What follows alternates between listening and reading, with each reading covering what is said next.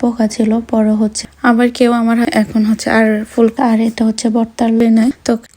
আসসালামু আলাইকুম, কেমন আছেন সবাই? আলহামদুলিল্লাহ আমরা ভালো আছি। আজকে আর একটা ব্লগ নিয়ে হাজির হলাম। রান্না করা যে কতটা প্যারা আসলে যারা রান্না করে তারাই জানে।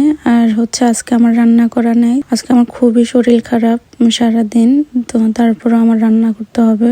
আজকে সবজি রান্না করব।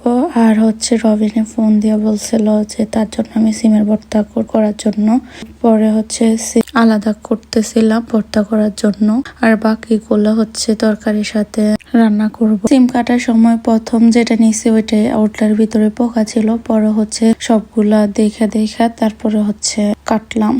আসলে সবজি কাটার সময় আমার শরীর এত খারাপ হয়েছিল, মানে আমার পুরা মাথা ঘুরতেছিল। আর বাসায় কেউ নাই, কিছুক্ষণ বসি আবার হচ্ছে কিছুক্ষণ পরে আসে আবার হচ্ছে সবজি কাটি, এরকম করতে করতে আমার প্রায় 2 ঘন্টার মতো লেগে গেছিল শুধু রান্না আর সবজি গুলা কাটা নিয়ে। তারপরও চেষ্টা করতেছিলাম যে হচ্ছে তাড়াতাড়ি কাজ শেষ করার জন্য।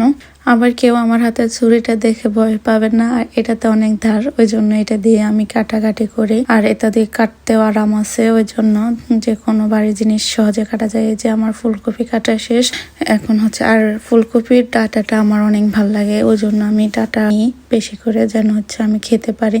কার কেমন পছন্দ আমি জানি না, আমার কিন্তু ডাটাটা অনেক ভালো লাগে। আর এখানে মাছ ভেজে নিচ্ছিলাম। এখানে আমি 3 রকমের মাছ নিয়েছি, একটা হচ্ছে সিবাইস, আর একটা হচ্ছে সরপুঁটির মাথা, 3 নম্বরে হচ্ছে রুই মাছ। তো এগুলা দিয়ে আজকে তরকারি রান্না করছি। আজ এ পর্যন্ত, আল্লাহ হাফেজ। আর এটা হচ্ছে ভর্তার লোক, এটা খারাপ থাকার কারণে কোনো রকম রসুন করি নাই, তো কেউ কিছু মনে করবেন না।